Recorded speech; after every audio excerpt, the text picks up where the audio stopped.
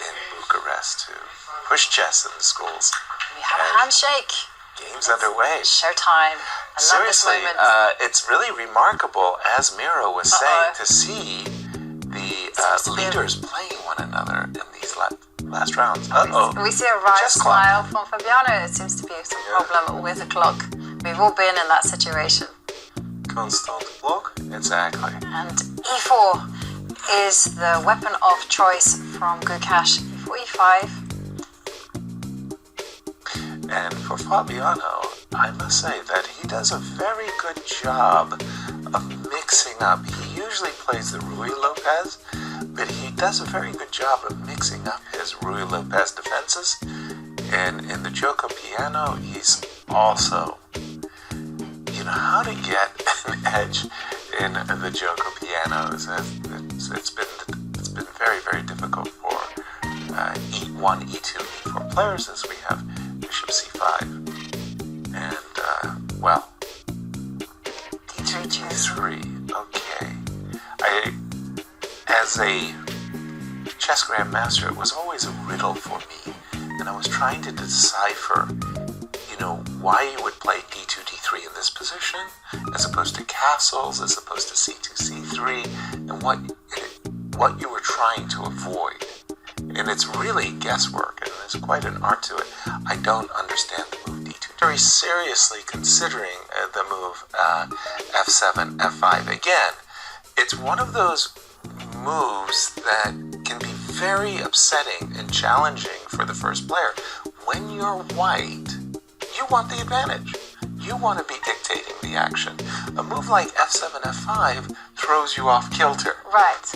I agree with you, but your opponent is Gukesh, yes, right? And Gukesh thrives in those kind of complicated battles. He does indeed.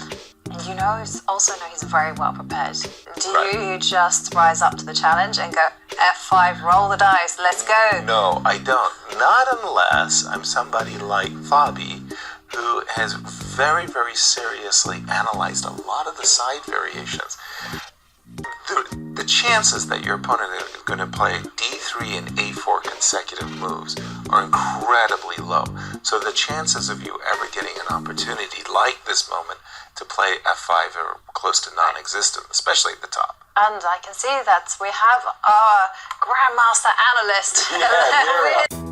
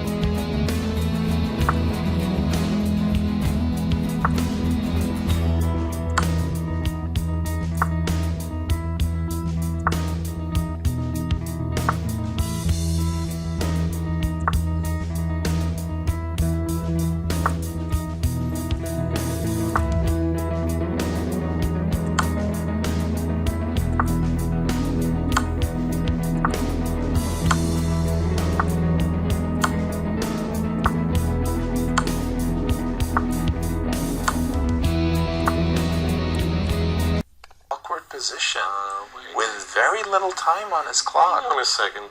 Aren't we a pawn up? Still, Yes, so we if we are. try... It's a problem. You check me on e7. Can I? Then the rook will swing over. G4. Oh, the March of the Lemmy. No, I can't. I'd have to go back. Queen to c8. Yeah, there is now. There is King f7, Queen c7. That's a funny move, isn't it? Yeah. Let's see. I'd have to go back with my king. So Queen c7, I didn't get to finish Jovi's point. Jovi's point was that if you drop back with the queen, how are you going to stop the coronation? You don't. No, you don't. You don't. That's a simple answer. So King f7, Queen c7 check. Do not interpose the king. And he And he's returns to accepted. h7. Yeah. And very, very quickly. Queen f5 check comes. Oof. It was a quiet flurry. game, and then suddenly it just burst into life. And Yes. there you see Queen to c8 check. The players are repeating, and A flourish. That is already a threefold, yes. After King h7, but Gukesh relieved. Did you see the nod to the arbiter by Fabi? So Fabi went King g8 2 times, yeah. Can get it. Right.